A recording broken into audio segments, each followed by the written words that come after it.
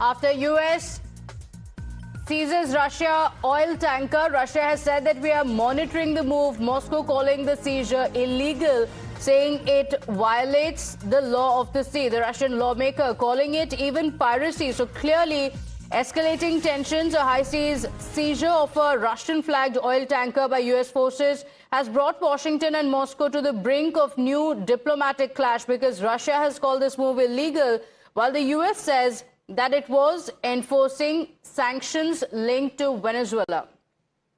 Senior consulting editor Srinjoy Chaudhary joins us on the broadcast with the details. And Srinjoy, what does this indicate? US-Russia nearing tensions after this oil tanker seizure, because indications from both sides seem to be hinting that things could escalate further. Yes, this is the new crisis that appears to be sort of beginning, because at this point,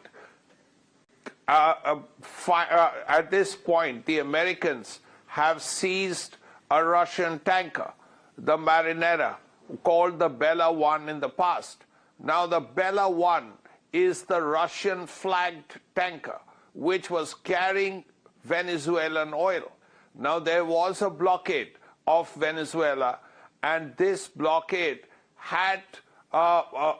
was in place, but the Bella 1 had managed to slip through. But it has been seized by the Americans. Now, what is the result? The Russians are very cross. They have said they're monitoring the situation. They may have moved some of their military assets like submarines into the North Atlantic. This is just a shadow of 1962, the Cuban Missile Crisis.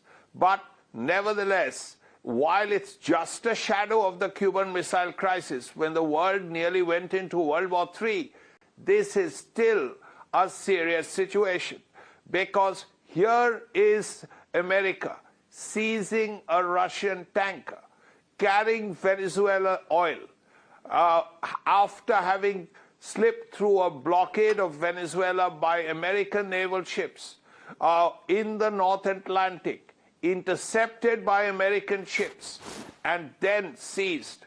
Russia is very cross. It's monitoring the situation. It has moved its naval vessels towards the North Atlantic. What we want to see is what Russia will do. That's the first thing. And if this crisis escalates, how President Trump will react.